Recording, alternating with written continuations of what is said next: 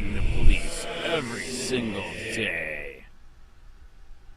Breaking new details at 4. Deputies shoot and kill a man who fired his gun at them. We're learning it all began when the suspect started shooting inside of his home with his family and his kids inside. Deputies swarmed that home on McKinley Terrace in Englewood. Wink News on the scene since last night when the story broke.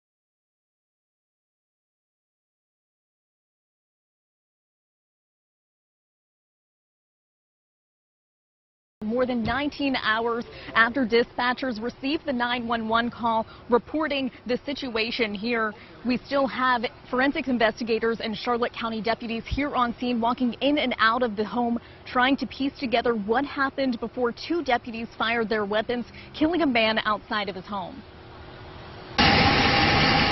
Lights flashing, investigators searching, and deputies patrolling McKinley Street in Englewood East. And I heard shots that sounded like firecrackers, and I said, boy, that's really close for firecrackers. Those gunshots coming from 2 Charlotte County deputies and killing 61-year-old Bradley Rundle. We figured for the amount of time that the activity was occurring, that it had to be something serious.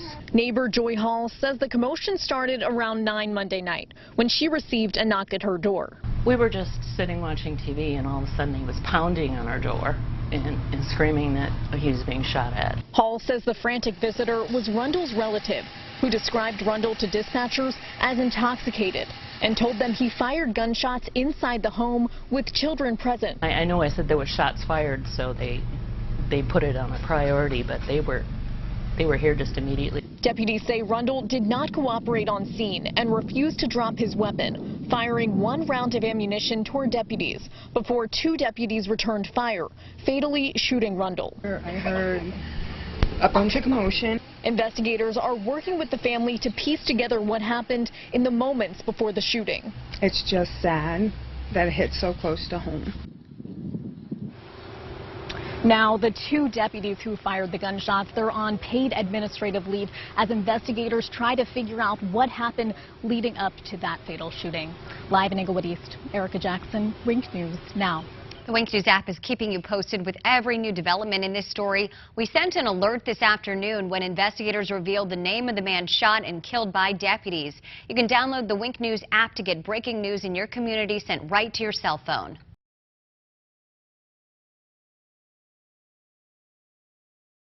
Charlotte County Sheriff Bill Prummell illegally executes another man. No non-lethal rubber bullets, bean bags, pepper balls, pepper spray. Just flat-out execution. Jail him for his crimes against the community. Police shooting. Englewood businessman dies in shootout with deputies.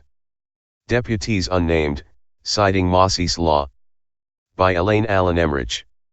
Community News Editor.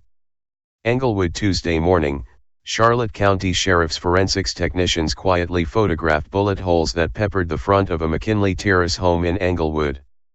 The night before, the street was anything but quiet as deputies surrounded the home after a 911 call about an intoxicated man shooting off a gun in the house. By the time the shooting stopped, 61-year-old Bradley Rundle was dead, shot by a deputy, in front of his home. Joy Hall, who lives 4 houses down, said she made the 911 call. She said a man pounded on her door screaming that he was being shot at. Hall's husband Bob, a local business owner, went out to speak to the stranger named Tyler, while Joy called 911 and told operators that someone was firing shots on her block. See Shootout, 4A. The bullet holes on the front of Bradley Rundle's Englewood home Tuesday morning are evidence of the shootout there the previous night. Sun photo by Jerry Beard. Rundle. Shootout. From page 1A. She said. The dispatcher asked to speak to Tyler. He told the 911 operator he was positive his relative had a gun. Deputies began to arrive. They used a PA and told Rundle to stand down, reports show. A sergeant with crisis intervention training tried to talk him into putting the weapon down. But when Rundle came outside his home with a firearm an hour later, he pointed it at deputies, the reports show. 2 deputies fired and Rundle was dead. What happened? At Hall's house, Rundle's relative told the dispatcher Rundle was intoxicated and had a gun. He said Rundle fired multiple rounds in the home. Other family members and children were inside and fled. Tyler said he got his 5 children together and took off from the house, Hall said Tuesday. He drove a few houses down to mine and asked for help. He has military training, which I could tell. He was able to give good information to the 911 dispatcher. I would say within 3 minutes the deputies were on my block, she said. It was very, very fast. They closed off the road and told all of us to get back into our homes. I understood why. There was an active shooter. We didn't know where he was or what he would do. Meanwhile, deputies surrounded the large, 2-story home and watched an armed Rundle go in and out of the house several times, according to reports from the CCSO. Rundle disregarded PA announcements made by deputies to drop his weapon and cooperate, said Katie Heck, CCSO spokesperson in a statement. It was 10 p.m. when the sergeant reached Rundle on the phone. He was not cooperative. During the call, Rundle advised he was not going to come out and made comments such as "let's get it on" and that he did not intend to leave his residence peacefully, Heck wrote. At approximately 10:06 p.m. Rundle exited his residence with a firearm and began walking towards the deputies on scene. He was given several orders to drop his weapon and did not comply with any directions. Rundle raised his gun toward the direction of deputies and fired 1 round, at which time 2 deputies on scene with long guns returned fire, Heck wrote, adding no deputies were injured but Rundle was fatally injured. The medical examiner is conducting an autopsy to provide an official cause of death for Rundle. CCSO said it would have a definitive answer if alcohol may have been a factor after the medical examiner gets back the toxicology report, but witnesses stated he was drinking, Heck said, adding the investigation is still very active. On Tuesday, the CCSO initially planned a press conference to brief the media on the deputy-involved shooting.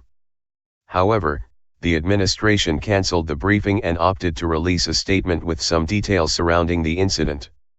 Detectives are still working with the family and other witnesses to piece together the details of the disturbance, Heck wrote. No information on the identities of the people involved in the domestic will be released under the Mossy's law exemption for victim protection. The identity of the deputies involved will not be released at this time under the Mossy's law exemption for victim protection. The 2 deputies who fired their weapons are currently on paid administrative leave pending the conclusion of the investigation. Through partnership with Charlotte County Fire and EMS, a critical incident stress debriefing was also held for the deputies and communications staff involved.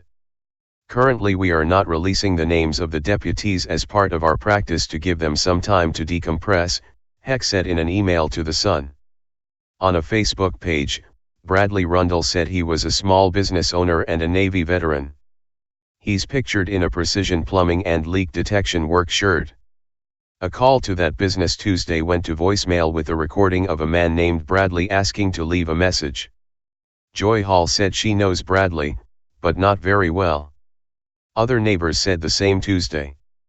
I know there were kids in the family's pool all day because I could hear them playing and having a good time, Hill said.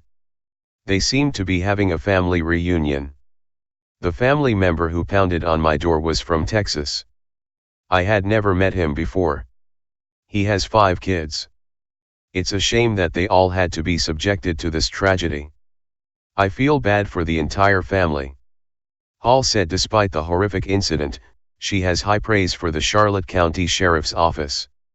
I was really impressed with the response time of the Charlotte County Sheriff's deputies, said Hall, the retired EMT from Minnesota.